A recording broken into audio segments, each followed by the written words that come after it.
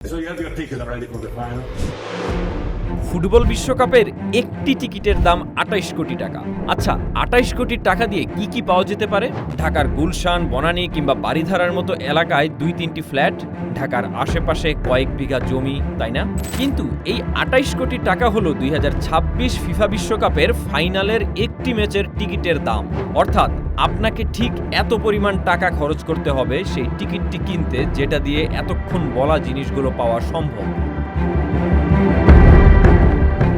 আপনার আমার স্বপ্ন থাকে স্টেডিয়ামের গ্যালারিতে বসে মেসিদের জন্য গলা ফাটানো, কিন্তু ২০২৬ সালের এই ফিফা বিশ্বকাপ সেই স্বপ্নকে আমার আপনার মতো সাধারণ দর্শক ও সমর্থকদের জন্য প্রায় অধরাই করে তুলেছে।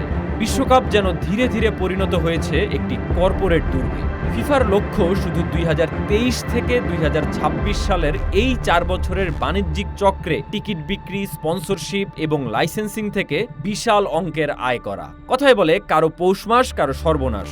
সর্বনাশটা যেন আমাদের, আর পৌষ মাসটা ফিফার। এখন আপনার পকেটের জন্য যে সর্বনাশটা হবে সেটার হিসাব একবার করা যাক।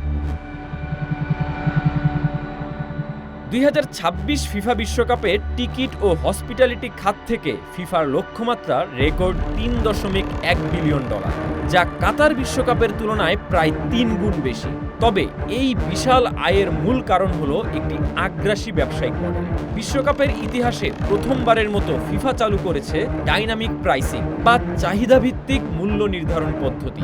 এটি যুক্তরাষ্ট্রে মোটামুটি খুবই সাধারণ একটি ব্যাপার। আর্জেন্টিনা বা ব্রাজিলের মতো হাই প্রোফাইল ম্যাচ কিংবা নকআউট পর্বের খেলাগুলো দেখতে চাইলে তখন টিকিটের দাম আকাশ ছোঁয়া হয়ে যাবে। কোথাও কোথাও $৩০,০০০ মার্কিন পর্যন্তও পৌঁছাতে পারে, যা বাংলাদেশি টাকায় প্রায় ৪১ লাখ টাকার সমান। আরেকটি গুরুত্বপূর্ণ বিষয় হলো ভিসা।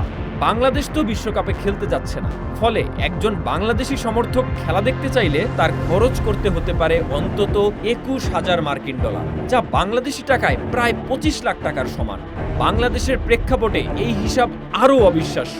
বার্ষিক আয়ের কথা চিন্তা করলে যা কল্পনারও বাইরে। তো ৯০ মিনিটের বিশ্বকাপ ফাইনাল দেখতে আপনি ২৮ কোটি টাকা খরচ করবেন, নাকি গুলশান বনানীতে বাড়ি গাড়ি করে লাক্সারি লাইফ স্পেন্ড করবেন, সেটা এখন আপনার হাতেই না হয় ছেড়ে দিলাম।